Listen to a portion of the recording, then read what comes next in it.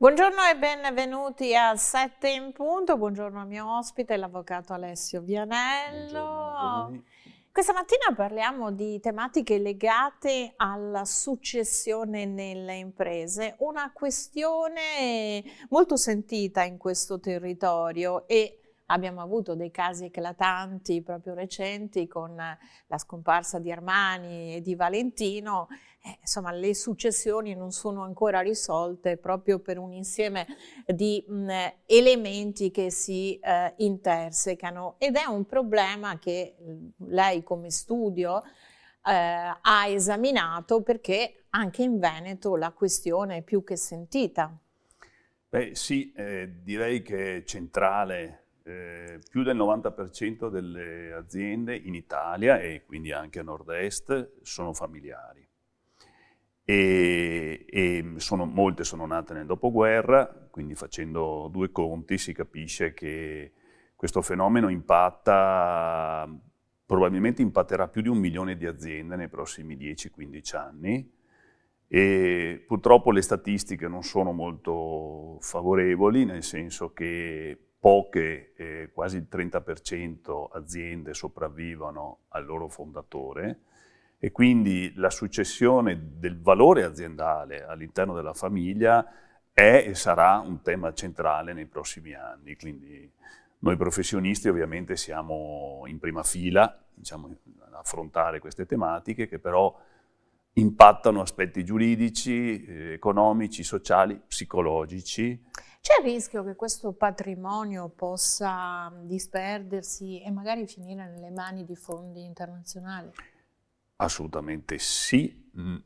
Non sarei così negativo, nel senso che i fondi di investimento che pur fanno shopping nel nostro territorio per ragioni speculative, nel senso che acquistano aziende nelle quali loro intravedono un valore, le finanziano, le fanno crescere e poi le rimettono sul mercato. Spesso diventano dei salvatori di queste aziende, della continuità aziendale, anche perché spessissimo l'esperienza ci insegna che le comprano ma le accorpano tra di loro e in questo modo sopperiscono a uno dei grandi difetti, a un grande delle nostre aziende, cioè la dimensione troppo ridotta.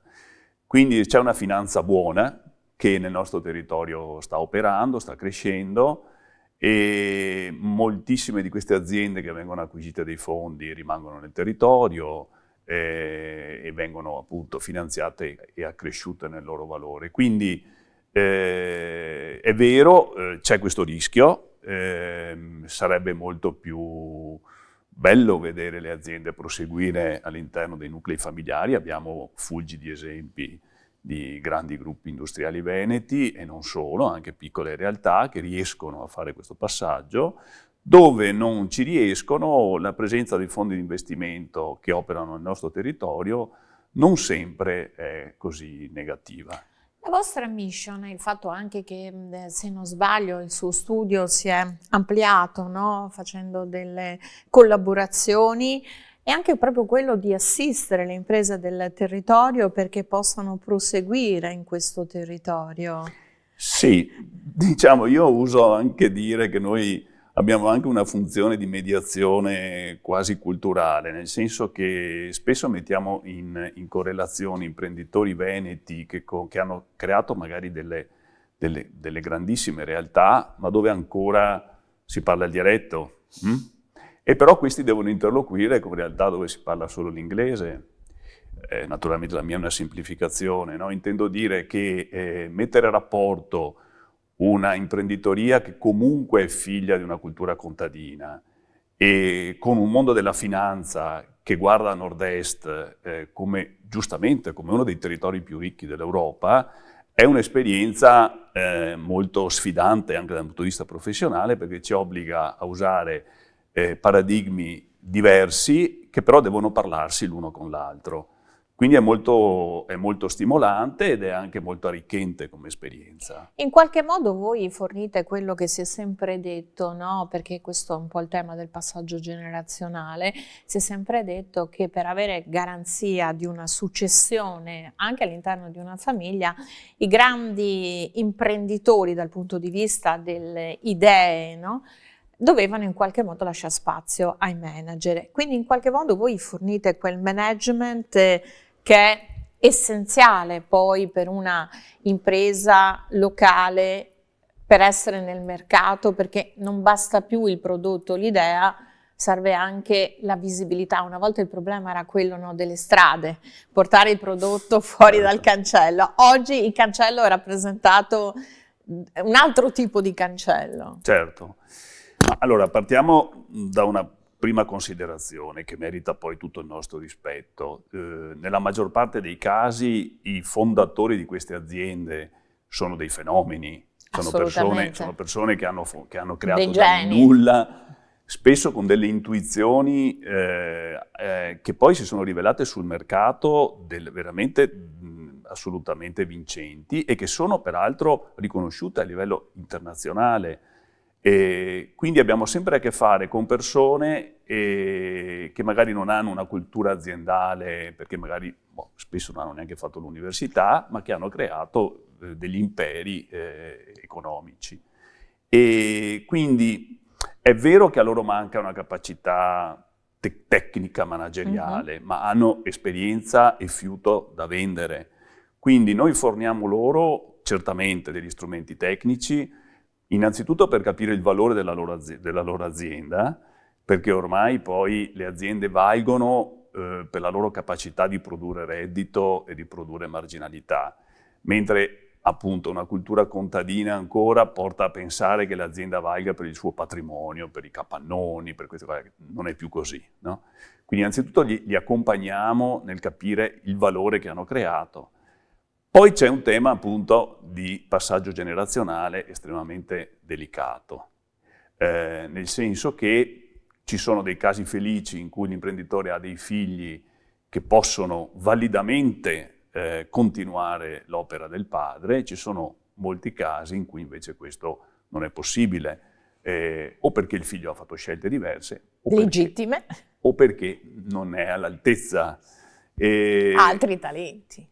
Diciamo che altri talenti. E qui c'è la capacità anche dei padri di creare le condizioni o la non capacità purtroppo in alcuni casi, di creare le condizioni perché questa continuità, questo valore aziendale venga mantenuto e venga passato di generazione in generazione. Qual è il vostro supporto? Perché appunto anche il fatto di esservi ampliati, perché anche la professione dell'avvocato, una volta c'era un po' l'avvocato generalista, no? Certo. Grande divisione civile e penale, oggi invece ci sono delle specifiche competenze, Certo. E anche nel vostro studio, allargandovi, rispondete a varie esigenze. Ecco, come rispondete? Come siete di supporto alle imprese proprio in questa fase delicata della successione?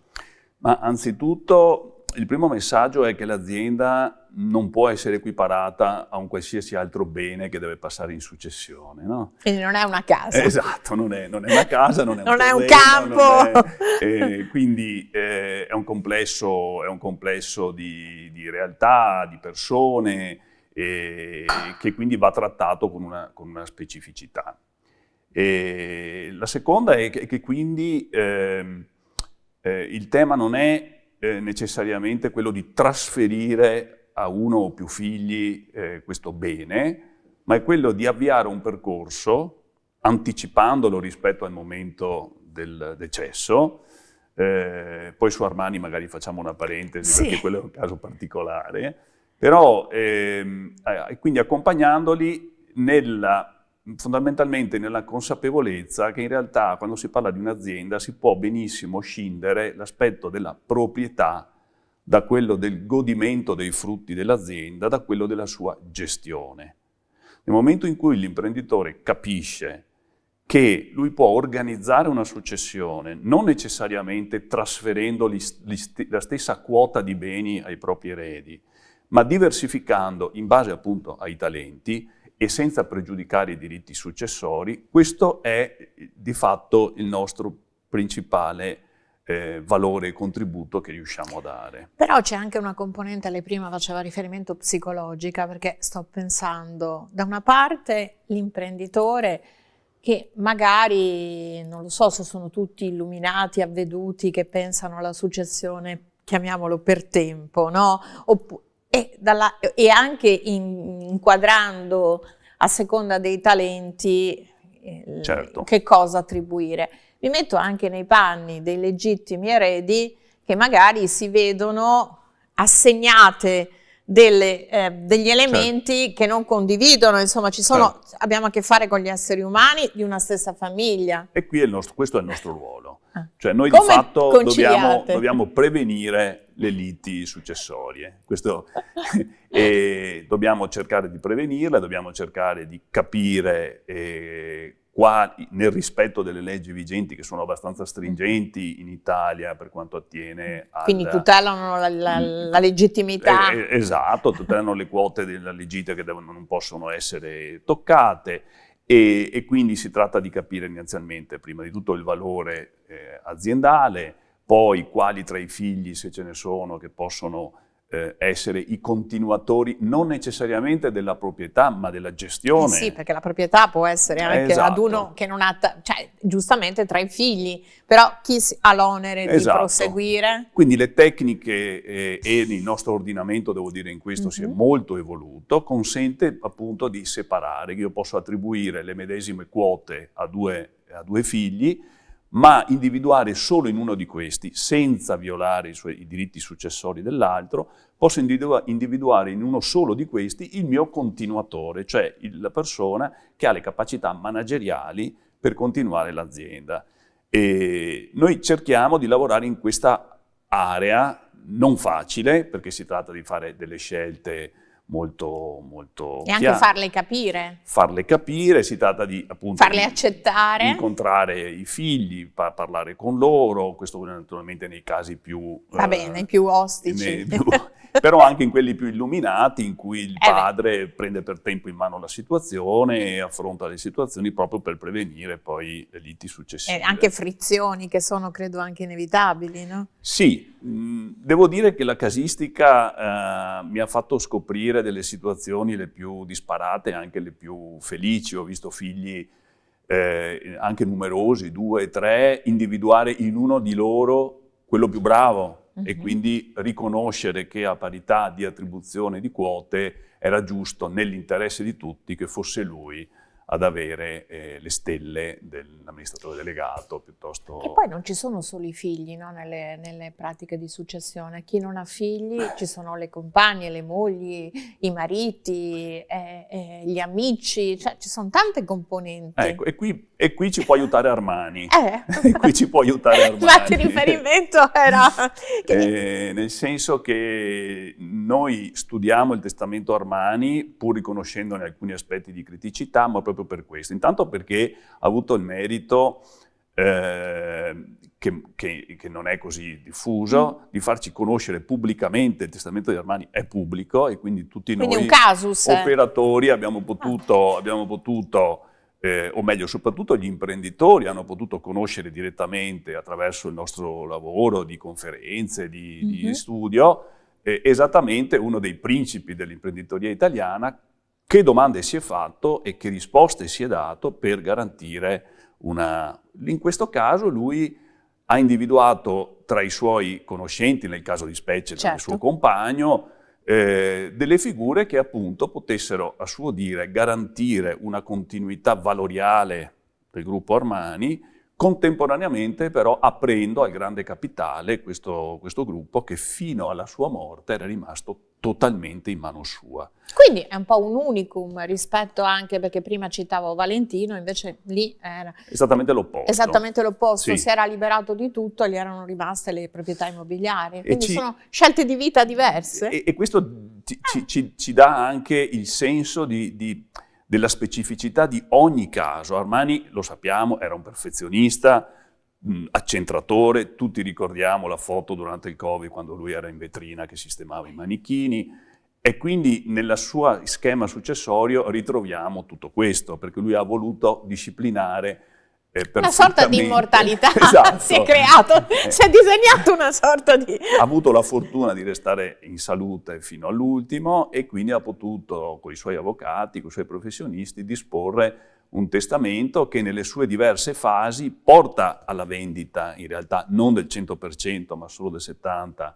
ai grandi gruppi, quindi ha individuato addirittura i nomi, L'Oréal, Louis Vuitton o Luxottica, ma mantenendo il 30% in capo a una fondazione che lui ha individuato come il garante anche del suo valore, dei suoi principi, eccetera. Esattamente, quindi diciamo elemento critico, critico del modello Armani è proprio questa scelta di arrivare fino all'ultimo e quindi tenersi l'azienda fino all'ultimo e disporre solo con testamento di questi suoi... Forse perché magari non avendo figli, non lo so, adesso faccio un'ipotesi, magari quelli con i figli ci pensano di più o non c'entra nulla.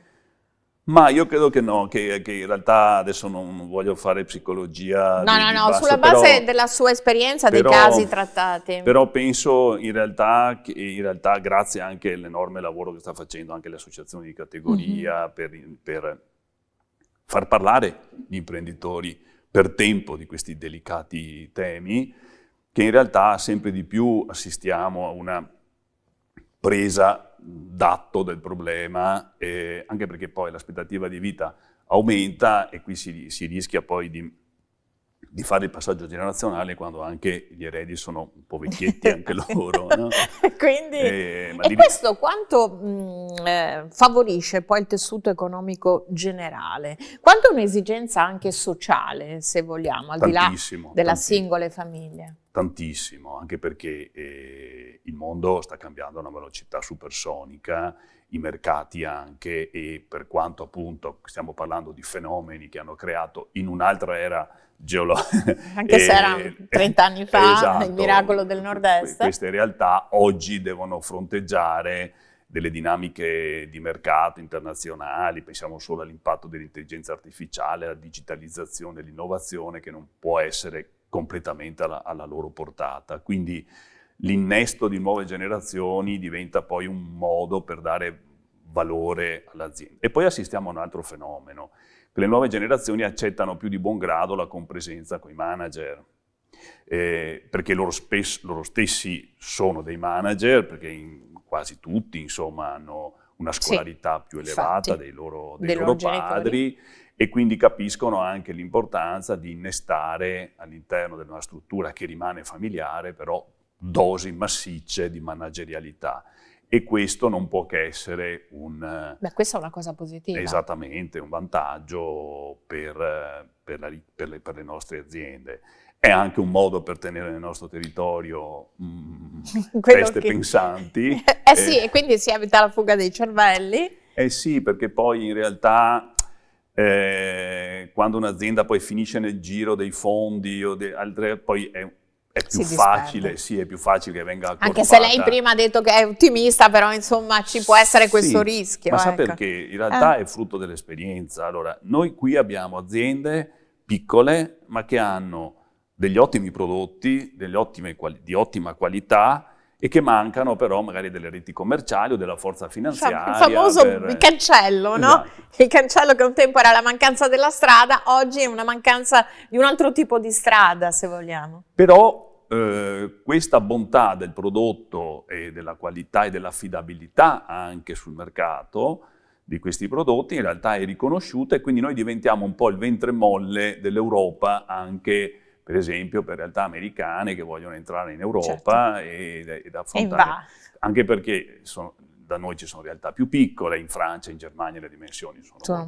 vendono molto meno, proteggono di più la proprietà, e quindi è più facile anche per chi vuole venire a fare acquisizioni passare per il nord-est. Ecco.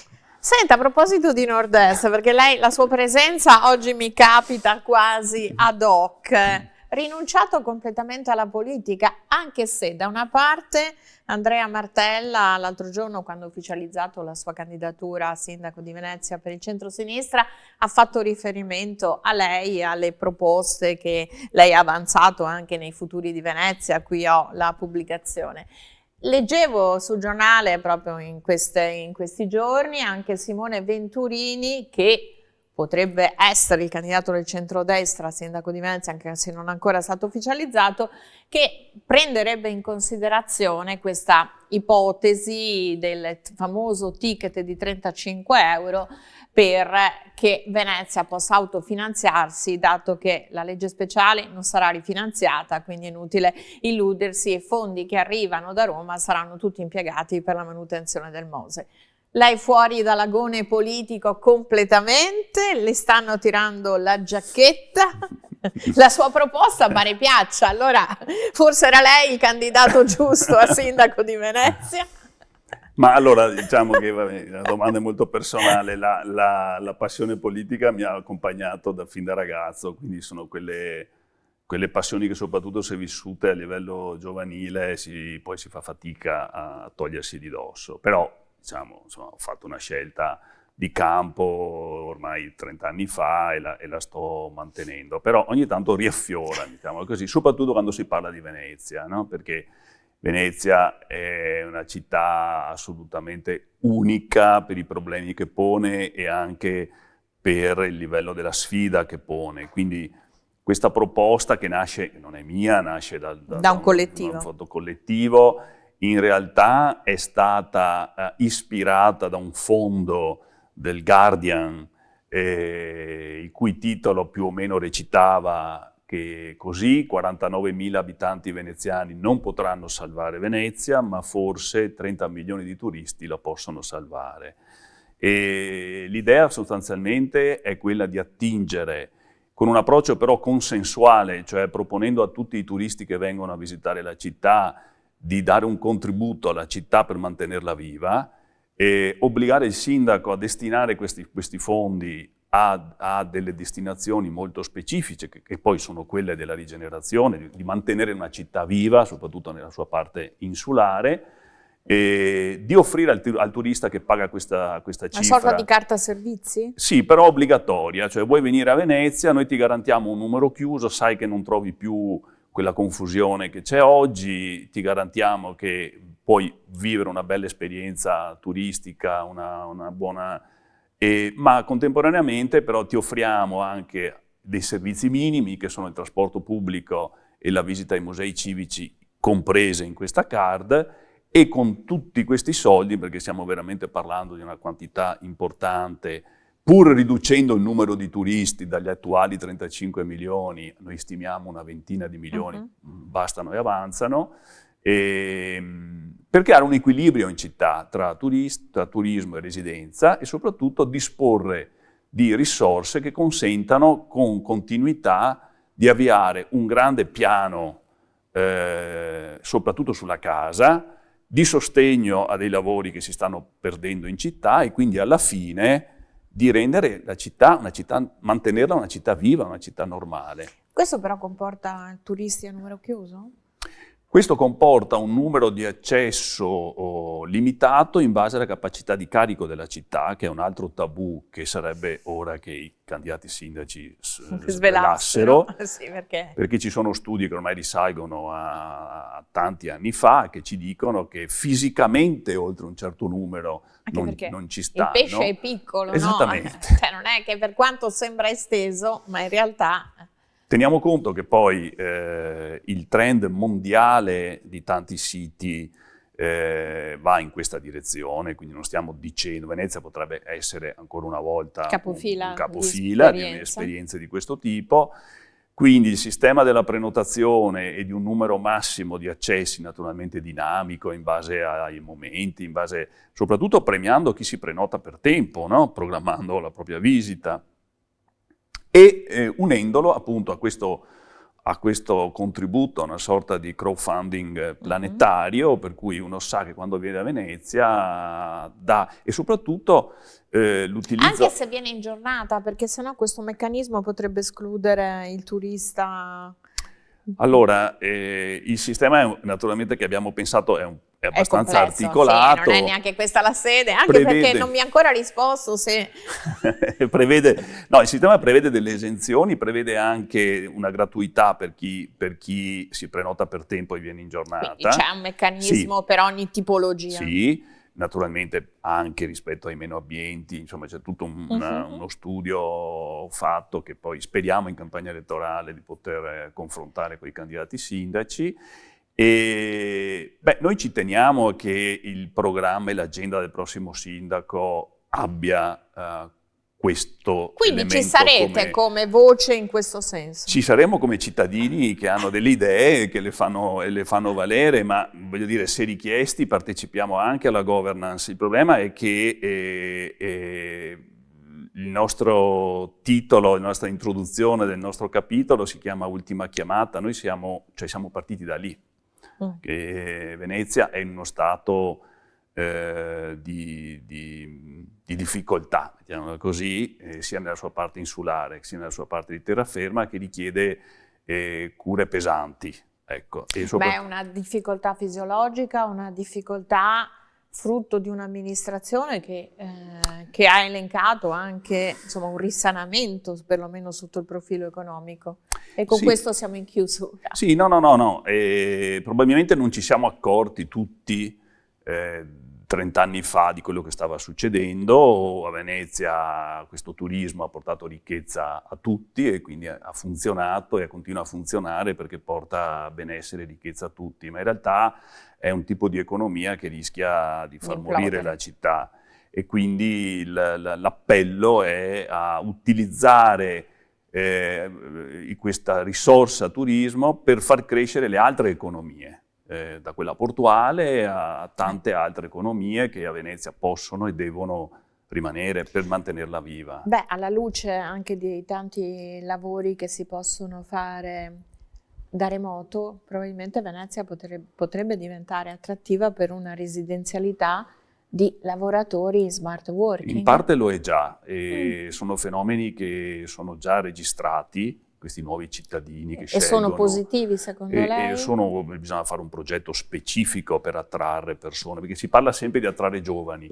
ma anche questi sessantenni che a un certo punto questi sessantenni, che hanno ancora voglia di fare, di vivere, di godersi la vita a Venezia, possono benissimo venire a risiedere provenendo da tutto il mondo, da tutta Europa. E quindi fare una vita da residenti. Assolutamente, diventano residenti attivi. Comunque ha detto che è pronto, eventualmente siete pronti a partecipare alla governance, questo lo sottolineo. Se c'è quel progetto là, sì. Certo, ovviamente. Io ringrazio l'avvocato Alessio Vianello anche per averci illustrato come cambia anche il mondo dell'impresa nella delicata fase della successione, nella salvaguardia anche di un patrimonio che è quello del nord-est, che comunque resta locomotiva. Io vi ringrazio per averci seguito anche questa mattina. Grazie, arrivederci. Grazie a voi.